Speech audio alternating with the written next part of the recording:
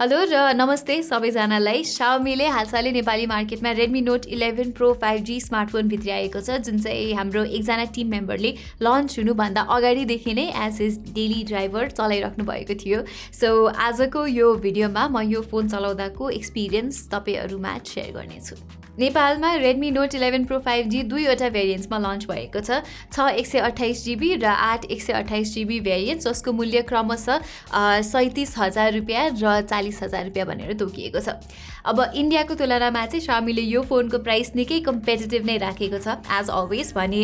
यो फोनको 4G variant चाहिँ अहिले नेपालमा लन्च भएको छैन।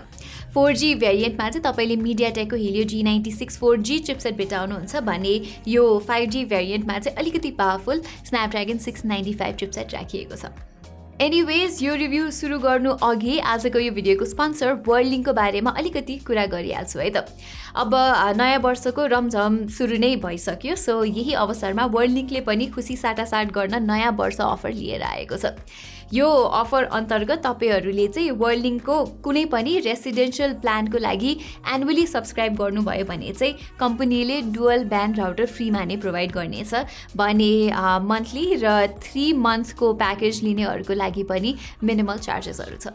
डुअल ब्यान्ड राउटरको फाइदा चाहिँ यसले वाइफाईमा आउने कनेक्टिभिटी प्रब्लम अनि नेटवर्क इन्टरफेरेन्स जस्तो प्रब्लम्सहरूलाई चाहिँ धेरै हदसम्म सल्भ गरेर एउटा स्टेबल इन्टरनेट कनेक्टिभिटी प्रदान गर्छ। यो सम्बन्धी एउटा डिटेल भिडियो चाहिँ हामीले आफ्नो च्यानलमा पहिला पनि पब्लिश गरिसकेका छौँ, सो विस्तृत रूपमा बुझ्नको लागि चाहिँ त्यो भिडियो एकपटक चेक गर्नुहोला। र वर्ल्डलिङ्कको यो नयाँ वर्ष अफरको बारेमा अन्य जानकारीको लागि चाहिँ डिस्क्रिप्सन बक्समा मैले लिङ्क पनि राखिदिनेछु, so make sure you check that out.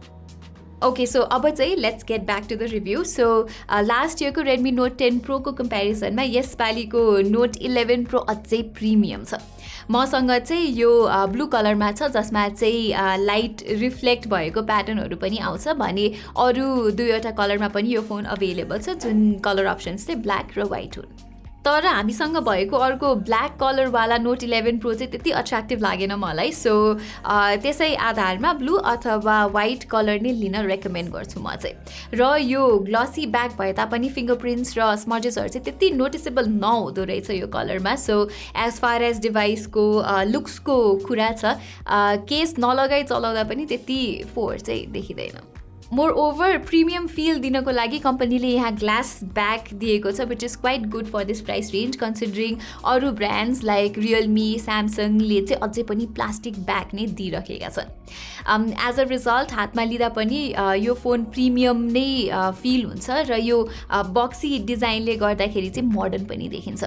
त्यस्तै यसको वेट चाहिँ 200 ग्रामभन्दा अलिकति धेरै नै भए तापनि मलाई यो बल्की लागेन र हेफ्ट पनि मजाको लाग्यो यसको। अन द फ्रन्ट यहाँ लास्ट इयरको जस्तै 6.67 इन्चेसको एमोलेड प्यानल तपाईहरुले पाउनुहुन्छ, जसको कोर क्वालिटी टप नच नै छ। अहिलेको सिनेरियो हेर्ने हो भने चाहिँ प्रायः जसो ब्रान्ड्स इन्क्लुडिङ स्यामसङले पनि आफ्नो सब 35,000 प्राइस रेन्जको फोन्सहरूमा चाहिँ इन्फिरियर एलसिडी प्यानल युज गरिरहेको छ। सो यो एमोलेड प्यानल चाहिँ आफ्नो कम्पिटिसनभन्दा धेरै नै बेटर छ। एलसिडी स्क्रिन्सको तुलनामा इट ब्रिङ्स मोर भाइब्रेन्ट र पन्ची कलर्स र यसको कन्ट्रास्ट लेभल पनि डार्क सिन्स हेर्नको लागि मजाको रहेको छ। र यदि तपाईहरु चाहिँ आउटडोर्समा ट्राभल गर्न बेसी मन पराउनुहुन्छ भने पनि I am happy to report that यसको आउटडोर ब्राइटनेस पनि एउटा ब्राइट सनी डेको लागि पनि पर्याप्त नै छ। फर्दरमोर यो मजाको डिस्प्लेलाई कम्प्लिमेन्ट गरेको छ यहाँ भएको स्टेरियो स्पिकर सेटअपले। क्याजुअल मुभिज र सिरिज हेर्नको लागि चाहिँ यसको लाउडनेस पर्याप्त छ, तर यहाँ सबैभन्दा इम्प्रेसिभ कुरा चाहिँ यसको साउन्ड क्वालिटी निकै फेयरली ब्यालेन्स छ। प्लस तपाईले यहाँ डल्बी एटमोस सपोर्ट पनि पाउनुहुन्छ to further elevate your listening experience. Still मेरो एउटा सानो कम्प्लेन चाहिँ कम्पनीले यहाँ HDR कन्टेन्ट इन्जोय गर्न मिल्ने खालको HDR सर्टिफाइड स्क्रिन दिएको भए चाहिँ अझै बेटर हुन्थ्यो।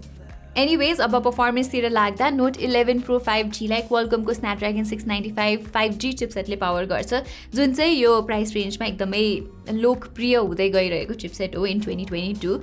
यसको पर्फर्मेन्स चाहिँ डे टु डे टास्कको लागि राम्रै छ भन्छु म। प्लस यो 120Hz रिफ्रेश रेट स्क्रिनले गर्दा UI स्क्रोलिङ एक्सपिरियन्स पनि फ्लुइड नै छ। However, Snapdragon 695 त्यति पावरफुल चिपसेट भने चाहिँ होइन र तपाईँले कहिलेकाहीँ माइक्रो स्टटर्स र ल्याग्सहरू पनि नोटिस गर्नुहुन्छ। स्टिल यो केसमा चाहिँ माइक्रो स्टटर्सहरू Redmi Note 11 Pro 4G को Helio G96 अथवा लास्ट इयरको Redmi Note 10 Pro भन्दा चाहिँ लेस प्रोमिनेन्ट भएको पाएँ मैले। गेमिङतिर भने PUBG मोबाइलले ब्यालेन्स ग्राफिक्स र अल्ट्रा फ्रेम रेट्समा stable 40 FPS game play experience दिन्छ। हामीले चाहिँ यो सेटिङ्समा गेम खेल्दा फोन तात्तिने र स्लगिशनेस हुने जस्तो केही पनि समस्या भोगेनौँ। On the other hand call of duty mobile चाहिँ 60 FPSमा नै प्ले हुन्छ at medium graphics and high frame rates, तर अलिकति हायर सेटिङ्सतिर जाने हो भने चाहिँ अलि स्टटर्स र ल्याग चाहिँ फिल हुन्छ। तर स्न्यापड्रागन 695 ले गेन्शिन इम्प्याक्ट जस्तो ग्राफिक्स हङ्ग्री गेम खेल्दा चाहिँ आफ्नो लिमिटेसन देखाउन थाल्छ। इभन यो गेमको लोएस्ट पोसिबल सेटिङ्समा पनि गेम प्ले एकदमै नै स्टटरी थियो र फ्रेम ड्रप्स पनि फ्रिक्वेन्टली भइरहन्थ्यो। सिमिलरली रेडमीले चाहिँ यसलाई हायर FPS गेमको लागि पनि त्यति अप्टिमाइज गरेको छैन, as Mech Arena could not achieve 120 FPS here. As a result Note 11 Pro चाहिँ गेमिङको लागि भने डेफिनेटली होइन, तर day to day performance is pretty swift here. ल अब चाहिँ कुरा गरौँ यसको क्यामेरासको बारेमा। डे लाइट सिनारियोसमा चाहिँ यसको 108 मेगापिक्सल प्राइमेरी सेन्सरले राम्रै फोटोजहरू क्याप्चर गर्छ विथ एक्युरेट कलर्स र डिटेल्स पनि राम्रो नै लाग्यो मलाई। तर यो क्यामेरा सधैँभरि रिलायबल भन्ने चाहिँ छैन। फर इन्स्टेन्स कहिलेकाहीँ यसले फोटोहरूलाई अलि ओभर एक्सपोज गरेर खिच्छ भने कहिलेकाहीँ कन्ट्रास्ट हेभी हुन्छ। अल्ट्रा वाइड एङ्गल सटहरू पनि एभरेज नै छ, तर अब मिड रेन्ज फोनको लागि ठिकै नै छ भन्नुपर्छ। पोर्ट्रेट फोटोहरू चाहिँ राम्रो नै आउँछ नै फेरि। स्किन टोनदेखि लिएर एक्सपोजर सबै कुरा ब्यालेन्स छ र ब्याकग्राउन्ड ब्लर पनि is nicely done here. Similarly यसको सेल्फी क्यामेराले पनि राम्रै फोटो खिच्छ। As you can see subject focus र कलर अप्टिमाइजेसन जस्तो कुराहरूलाई मजाले ब्यालेन्स गरेको छ to make the photos look more appealing. Regular night time shots पनि ठिकै छ, बट नाइट मोड अन गर्दाखेरि चाहिँ एक्सपोजर र डिटेल्सहरू बेटर हुन जान्छ। However, Snapdragon 695 को लिमिटेसनले गर्दा भिडियो रिकर्डिङ चाहिँ 1080p 30 FPSमा नै म्याक्स आउट हुन्छ, एन्ड द्याट्स काइन्ड अफ इम्ब्यारेसिङ किनभने 2 वर्ष पुरानो Redmi Note 9 Proमा पनि 4K 30 FPSसम्म रिकर्ड गर्ने अप्सन थियो। तर थ्याङ्कफुली 1080p भिडियोमा चाहिँ EIS स्टेबिलाइजेसन छ, सो आउटपुट फेयरली स्टेबल नै आउँछ। दो ओभरअल भिडियो क्वालिटी चाहिँ एभरेज मात्रै लाग्यो मलाई। ब्याट्री लाइफ भने चाहिँ फेरि राम्रै छ Note 11 Pro को। यहाँ कम्पनीले 5000 mAh को ब्याट्री दिएको छ, जसले मेरो हेभी युसेज प्याटर्नमा पनि कन्सिस्टेन्ट 6 देखि 8 घन्टासम्मको स्क्रिन अन टाइम चाहिँ मलाई दिएको थियो।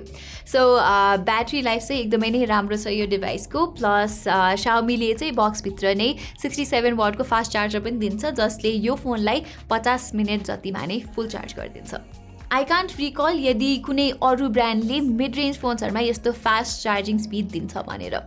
अझै स्यामसङले त झन् आफ्नो लेटेस्ट मिड रेन्ज फोन्सहरू जस्तै Galaxy A33 र M33 को बक्समा पनि चार्जर इन्क्लुड गरेको छैन।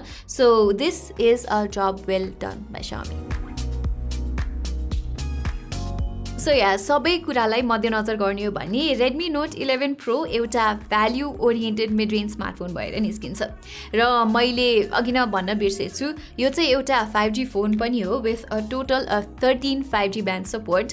हुन त अहिले नेपालमा 5G आइसकेको त छैन, तर यसले चाहिँ डिभाइसलाई एटलिस्ट फ्युचर प्रुफ चाहिँ बनाउँछ। तर यो फोनहरूको 1-2वटा क्याभिएट फर मी इज कि यसको क्यामेराजहरू चाहिँ देयर जस्ट अर्डिनरी र यो अझै लास्ट इयरको Android 11सँग नै आउँछ। अनि कम्पनीले चाहिँ यति वर्षको सफ्टवेयर अपडेट दिन्छु भनेर ठ्याक्कै तोकेको पनि छैन। सो गाइज यही नै थियो हाम्रो Redmi Note 11 Pro 5G को फुल रिभ्यू। तपाईँहरूलाई यस्तै टेक कन्टेन्ट हेर्नमा रुचि छ भने चाहिँ ग्याजेट बाइट नेपाली च्यानललाई सब्सक्राइब गर्न नबिर्सिनु होला। यति भन्दै म प्रतिमालाई बिदा दिनुहोस्। धन्यवाद।